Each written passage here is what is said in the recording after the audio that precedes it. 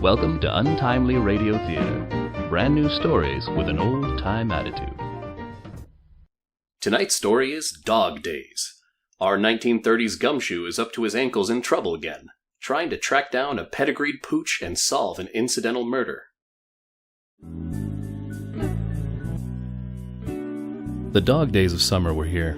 My fan failed to push the overheated air around my office while I contemplated my lack of funds and my shoe. It contained important evidence of a new dog in the neighborhood. When I heard the clickety-clack of the high-end heels heading my way, I hoped the smell of stale coffee would cover the odor. The door swung open, and a rather substantial woman stepped in. She loomed. I stared. She was wrapped in a dead fox and what possibly was a chainmail corset. Mr. Dander. Donner. Don't be tiresome, Mr. Dander. I require your services. Immediately. I let the name thing pass, as long as she spelled it right on the check she was going to give me before she left my office. Dead foxes and chainmail corsets don't come cheap. She had the funds, I had the bills. What can I do for you, Miss? Mrs. Babbage. Mrs. Clarissa T. Babbage of the Troutman Babbages. She assumed I'd recognize the name. And she was right. The Troutman Babbage clan had more money than the local mob boss. They stole it before the turn of the century. That made them high society instead of crooks. This must be done in strictest confidence, Mr. Dander. And before the upcoming nationals. I must have my poor Louis back before then. I'll need some information, Mrs. Babbage. For example, what are the nationals? And who is Louis? Your husband? My Herbert passed 5 years ago. Don't you read the papers? Yes, but I haven't managed to memorize them yet. Well, none of us is perfect. Louis is my stud. I was beginning to wonder if I could have put off paying my bills for a while. Are you sure Louis didn't just, leave town? Oh, no. His little legs couldn't take him any farther than the driveway's end. I was not following this conversation, and I wasn't sure I wanted to. Still, Mrs. Babbage, could you describe Louis to me? In painful detail, if you don't mind. She didn't say anything, just handed me a picture. A picture of a dog. His registered name is Louis Montbank's Dream. He has a registration tattoo in his ear. All show dogs are given them at birth. You'll be able to easily identify him. His worth is, quite a bit more than your annual income, I expect. I decided to up my retainer fee. As you can see, my Louis has perfect conformation and a pure black coat. Quite rare for a Pomeranian. Maybe I'm, if you'll pardon the expression, barking up the wrong tree. But isn't this a job for the dog catcher? That's his modus operandi, if you will. Catching stray dogs, I mean. Louis is not a stray, Mr. Dander. Strays do not wear diamond collars. Not after being on the street for 10 minutes, they don't. He was abducted, pure and simple. I only wish I'd gotten a ransom note. Mr. Dander, you must understand. I would pay any amount to get him back, even without his collar. I believed her, especially after the retainer fee she dropped on my desk immediately after I told her there was no way I was going to look for her missing dog. Mrs. Babbage, I will look for your missing dog, and I will find him.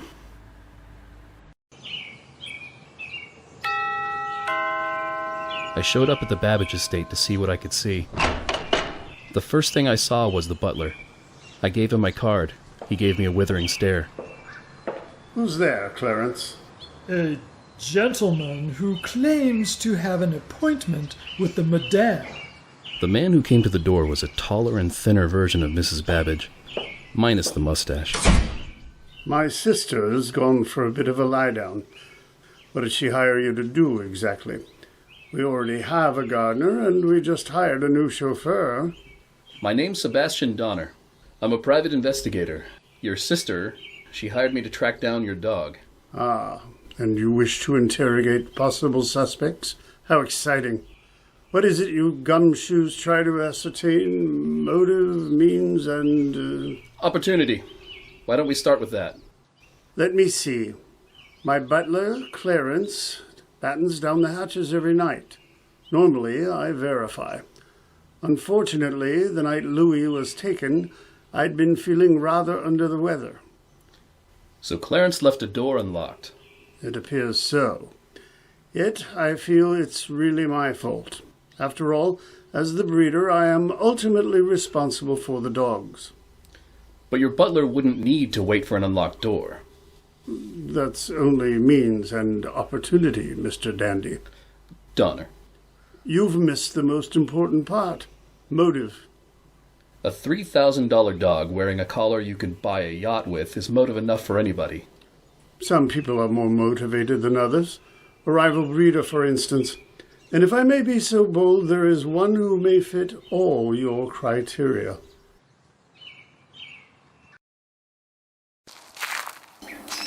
Peter Troutman pointed an enthusiastic finger at one Mr. George Theodore Harrington, his primary competitor in the world of overpriced pooches. Mr. Harrington? Ah, you hear about the advert, yes? Probably not. I'm interested in Pomeranians. Not up to mucking out the kennels, then? Well, at any rate, you've come to the right place. The royalty of the dog world, you know. A favourite of Queen Victoria. And my speciality. What can I do for you in this regard? Put you on the waiting list for one of my pups?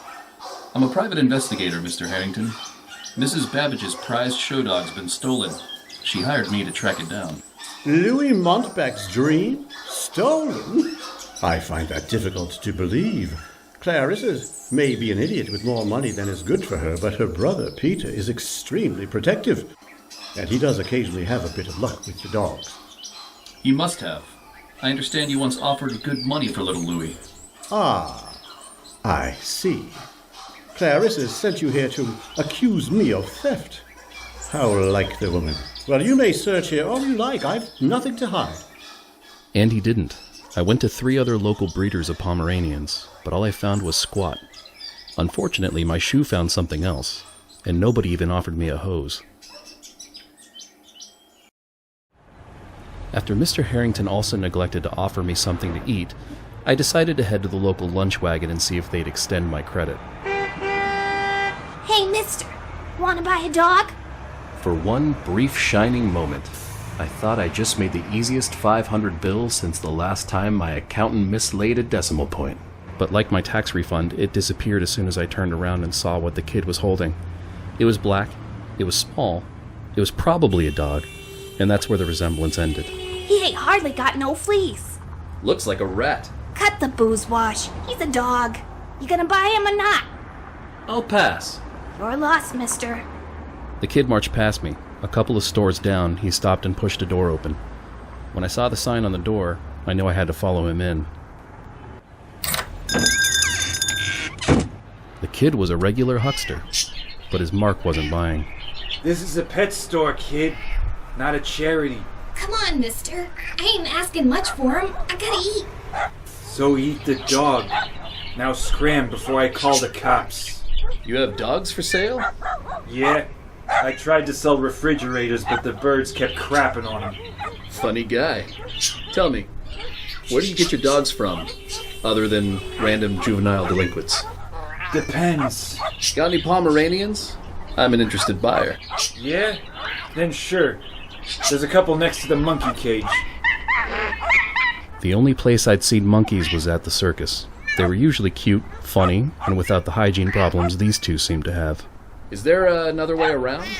Other side, where I keep the snakes.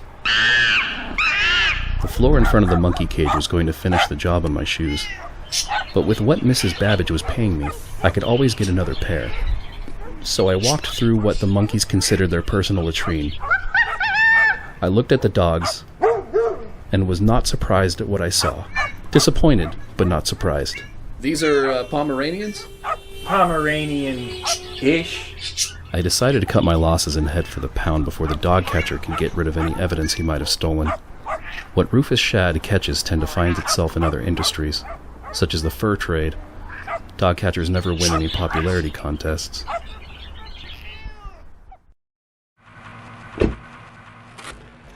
Rufus and his boys were outside sharing a cigarette. I spotted Rufus right off. He was the one who kept the cigarette. Are you Rufus Shad? Who wants to know? My name is Sebastian Donner. I'm a private investigator. Is that so? Scout's honor? Would I lie to you?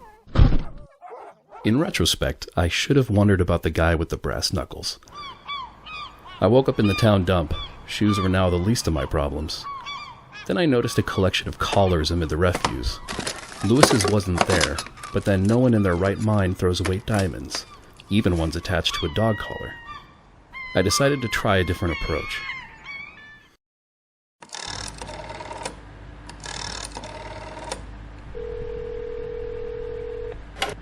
Rufus? Bass Donner. Remember me? Don't hang up. You got me all wrong. I'm looking for a dog. Because the dog's worth a lot of money. Thought that would get your attention. Now here's the deal. There was one more place Louis might be, and I really hoped I wouldn't find him there. You the fur dealer? We prefer the term purveyor, sir. It more elegantly captures our character. They had characters, all right. I saw the twin of the dead fox Mrs. Babbage liked to wear.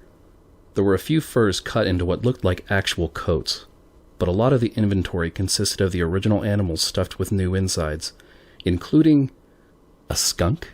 Is that... Ah, you've spotted our black ermine. That's, a skunk. Oh, no, sir.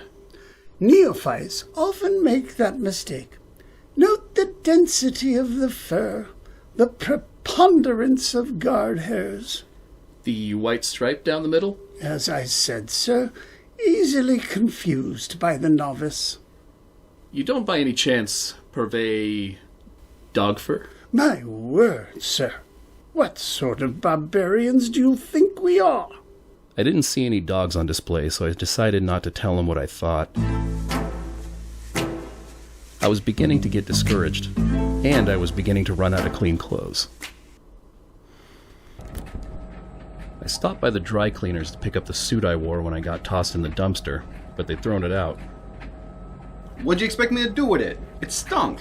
That's why I brought it here, to de-stink it. You can't just throw it away. Already did. Doesn't that break some sort of dry cleaning code of honor? Not when it smells like that. I'm doing what you call a public service. Don't worry, no charge. Hey, mister. It was the kid with the seedy-looking chihuahua. But instead of the dog, he had a bundle of newspapers under his arm. Get out of here, petty up papers at the corner like the rest of your runts. Too much competition. Kid's got a point. Hey kid, you sell the dog? Do I look hungry? I decided not to ask any more questions and tossed the kid 2 cents. Turns out he was selling day-old news. Between the kid, the suit, and the trash shoes, I was heading deeper into that hole I call my financial situation. I was going to need a loan just to buy my morning cup of joe. I headed back to my office, which was where I slept ever since I was evicted from my apartment. It beat bunking down in a flophouse, but I was beginning to see the upside of criminality.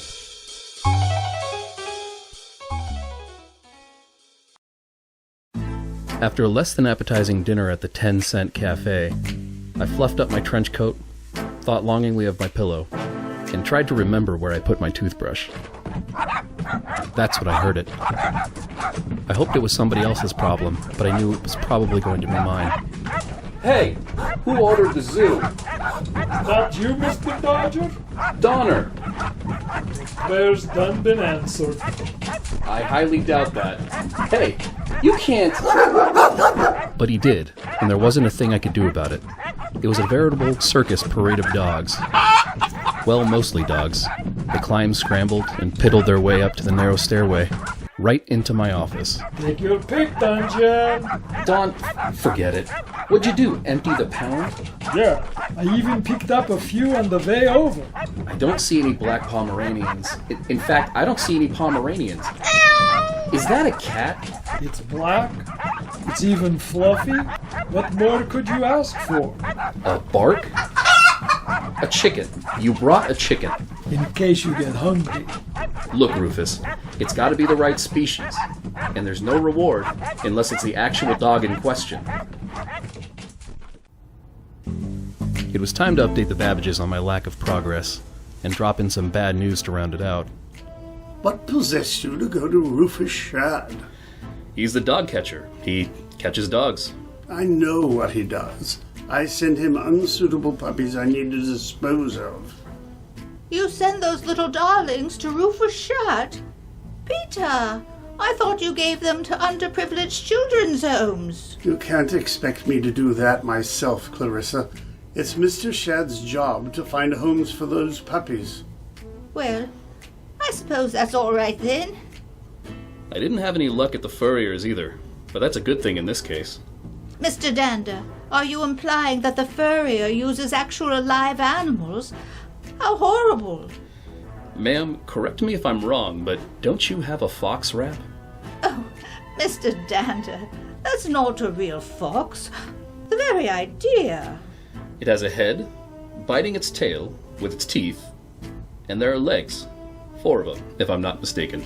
Well, of course. It's supposed to resemble a fox. That's the whole point, you silly man. Its little eyes were looking at me. There's where you've tripped up, Mr. Dander. Couldn't you see that the eyes were made of glass? I decided to quit while I was behind.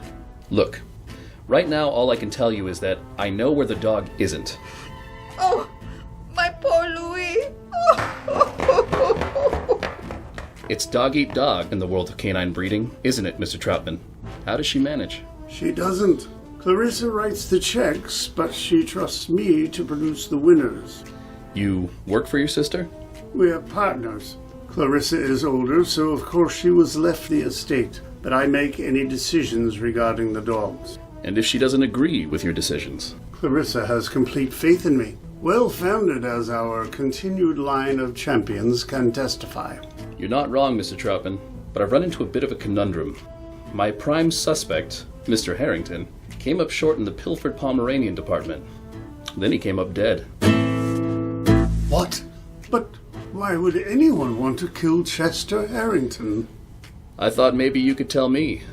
No jilted wife, no jealous mistress, no envious competitors? Well, I freely admit were fierce rivals in the ring. Mr. Harrington is, at bottom, a rather innocuous and insignificant little man. To be perfectly honest, I see no reason why anyone would bother. Except, perhaps... Don't keep me in suspense, Mr. Troutman. I am loath to, put the finger on someone. However, I heard Mr. Harrington dismissed his groomer, Mr. Daniel Grady. Do you think it's possible?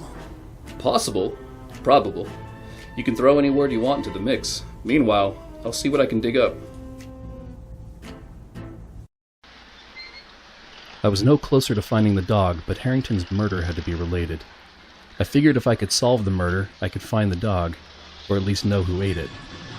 Give him back, you big mook! What are you gonna do? Tell your mommy? The kid from the pet store hadn't roasted the dog after all. But now some punks had the pooch. You boys need to cough up some cash for the young man. We ain't gotta do nothing, Charlie. I don't normally pull rank, but I've been pushed around plenty by goons like these when I was a kid. I pulled my coat open, just enough to show the gun holster I wear while I'm working, and I'm always working. Hey, well, we don't want no trouble. Good, because I don't want to give you any. Hand over the mutt and we'll call it even. But we was trying to bring it into the pound. They got a reward for a dog with a tattooed ear. I'm working that case, and the dog you're holding is not the dog they're looking for. The punks gave me the dog. I'm no expert, but I know a Chihuahua is not a Pomeranian. Still, something possessed me to check his ear. Desperation, maybe? And there it was, a tattoo. I took a closer look at the dog. Well, I'll be. Hey, kid, why's this dog got a buzz cut? You should have seen him before his hair grew out. Looked like a naked hamster. All right, then. Who gave him the trim? The barber of Fleet Street? The guy who gave him to me. Got his name? Maybe. Got a bill? I was beginning to think I couldn't afford this assignment. It's Haley. Oh? Or Shady. Something like that. I don't remember. Grady? That's it. Said he'd pay me $50 to keep him under wraps for a while. You tried to sell him. Man's gotta eat, and I couldn't find the mook. Till today. Then those bums almost put the kibosh on the whole thing. It's a rough neighborhood. Thanks and all, but I gotta see a man about a dog. I couldn't let the kid meet up with the ex-groomer and possible murderer of Chester Harrington, not without an armed escort. I'll come along. Keep you out of trouble. I ain't sharing my haul. Wouldn't dream of asking you to. He said to meet him around the corner at 4. This is a dead-end alley, kid. There is no corner. Ow! I'd just been beamed with a baguette. It wasn't even stale. What did you do that for? Stay away, or I'll... What? Hit me with a banana? Calm down, Mr. Grady. I'm relatively harmless. You're not a copper? You ain't here to arrest me or nothing? I'm just an honest gumshoe with a pile of bills and a rapidly diminishing wardrobe. You gonna cough up that cash, Grady? Anybody who attacks someone with soft bread products is unlikely to be a murderer. But somebody killed Chester Harrington, and it didn't look good that Grady's recently ex-boss showed up as a stiff. It seemed the only thing Dan Grady was guilty of was subpar hairdressing skills. Technically, I should have had him booked at Police HQ, but anyone who'd use baked goods to defend themselves wouldn't last long in the slammer. Besides, I had a hunch. I was going to see a man about a dog, or more precisely, a collar. This way, sir. Louis? Is that my Louis? Oh, my poor baby! What have they done to you? Are you actually trying to pawn that flea bag mutt off on us as Louis Montbank's dream, Mr. Donnybrook? Oh, Peter, can't you tell? Of course it's Louis. Look, here's his tattoo. It will take months for his fur to grow back. We won't be able to compete at all this season. Surely we can do something. Perhaps a little toupee. For the love of God, Clarissa, he'd need a full body wig. Perhaps the man at the farrier's could do something. The only thing he could do now is stuff him and put him on display. I don't care. I have Louis back, and that's all that matters. Unfortunately, he wasn't wearing his diamond collar when I found him. That's not important. I can always buy him another one. I wouldn't consider the job done unless I personally hand the entire package to you. Don't bother trying. I'm sure it's beyond your capabilities. You'd be surprised what a motivated PI can do, Mr. Troutman, especially when he's following leads put down by an amateur. I held up the collar, with most of the diamonds still on it. The look on Peter Troutman's face almost made up for my ruined wardrobe. Wherever did you find it, Mr. Dander? From the pawn shop your brother visited last week. Pawn shop? I couldn't figure out how the thief got through your security, Mr. Troutman, but then I realized you didn't have to. But why steal your own dog? And why give it to Harrington, of all people? Whatever in the world is he talking about, Peter? Shut up, Clarissa. Why?